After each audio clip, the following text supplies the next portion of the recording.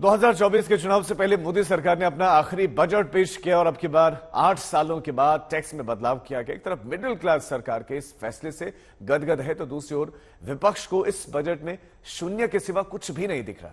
ऐसे में सवाल यह है कि क्या टैक्स में छूट सरकार का एक चुनावी दांव है? I propose to reduce the highest surcharge rate from 37% to 25%. जैसी उम्मीद थी वैसा ही हुआ। चुनाव से पहले आखिरी बजट में सरकार ने टैक्स में बदलाव किया, मध्यम वर्ग को राहत दी, टैक्स स्लैब में बदलाव किया और 7 लाख की आमदनी वाले लोगों को टैक्स से मुक्ति दी। Those with income up to 5 lakh do not pay any tax, do not pay any income tax in both old and new regimes. I propose to increase the rebate limit to 7 lakh in the new tax regime. Thus, persons in the new tax regime with income up to 7 lakhs will not have to pay any tax at all.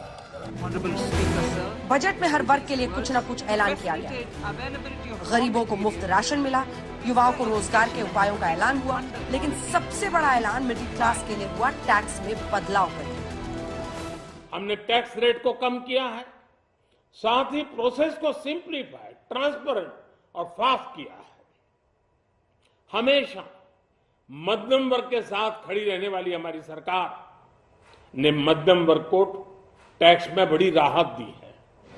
Guiding us through the Amrit Kaal.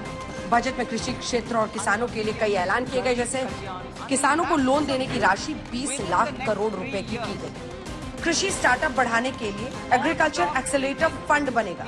प्रधानमंत्री मत्स्य योजना के लिए 6,000 करोड़ रुपए दिए जाएंगे। मोटे अनाज को बढ़ावा देने के लिए इंस्टीट्यूट ऑफ मिलेट्स बनेगा।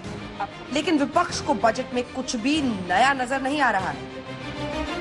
गरीबों के लिए भी कुछ नहीं है, अनएम्प्लॉयड के लिए कुछ नहीं है, महंगाई कंट्रोल करने के लिए भी कुछ नहीं है। इलेक्शन स्ट्रेटेजी करके उसके तहत जो उनको फायदेमंद होगा उसी के तरफ ध्यान दिए हैं। पहला आम बजट 2023-24 एक लोक कल्याणकारी बजट है।